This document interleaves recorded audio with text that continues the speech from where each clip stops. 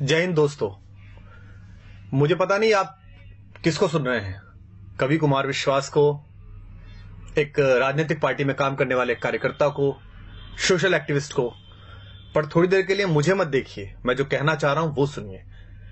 पिछले 2 दिन से सोशल मीडिया पर एक वीडियो देखा जिसमें कश्मीर में लोकतंत्र का सबसे बड़ा महापर्व चुनाव निर्विघ्न कराने के लिए गए हुए भारत के कुछ बेटे, हिंदुस्तान के कुछ वीर सिपाही, अर्धसैनिक बल सड़क पर जा रहे हैं और वहां कुछ शोहदे, कुछ लफंगे उनको थप्पड़ मार रहे हैं, गालियां दे रहे हैं, उनका हेलमेट छीन रहे हैं। वो सशस्त्र हैं, उनके हाथों में राइफल हैं, लेकिन उनके पैरों में इस तथाकथित कानून और कुछ मानवाधिकारों की बेड़ियां हैं।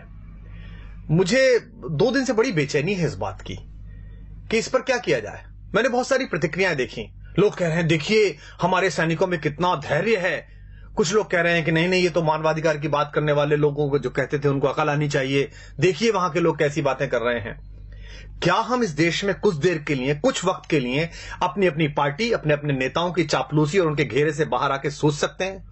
क्या हम ये सवाल कर सकते हैं कि एक राज्य में, केंद्र में एक जैसी सरकार होने के बाद, सारी शक्ति होने के बाद भी हिंदुस्तान के किसी बेटे पर एक लफंगा हाथ कैसे उठा देता है? और क्या हम ये सोच सकते हैं कि इस देश के लोकतंत्र का महापर्व मनाने के बाद अगर 6% वोट कश्मीर में कास्ट हो रही हैं तो इसके केवल 2 कारण हो सकते हैं, या तो भय है या भरोसा नहीं है। या तो लोगों को भय है कि अगर वो वोट डालने निकलेंगे तो अलगाववादी ताकतें उन पर हमला करेंगी, या उन्हें हमारी लोकतांत्रिक व्यवस्था में भरोसा नहीं है। और दोनों में ही हमको चिंता करनी पड़ेगी कि हम कश्मीर के साथियों को भरोसे में कैसे लें कि वो लोकतंत्र के माध्यम से मुख्यधारा में आए, या अलगाववादियों को इतना भय कैसे हो कि अगर तुमने किसी पर हाथ उठाया, उंगली उठाई तो तुम्हारी खैर नहीं होगी।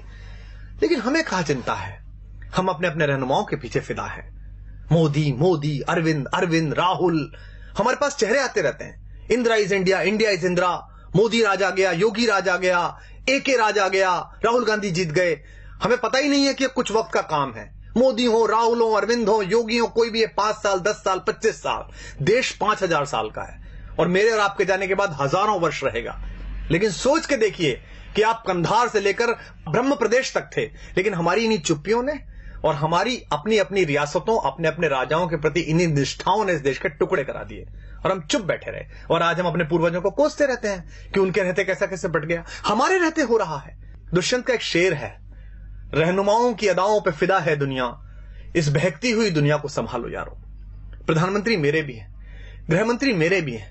सदन में बोलने से काम नहीं चलेगा, बाहर एक्शन करके दिखाना पड़ेगा।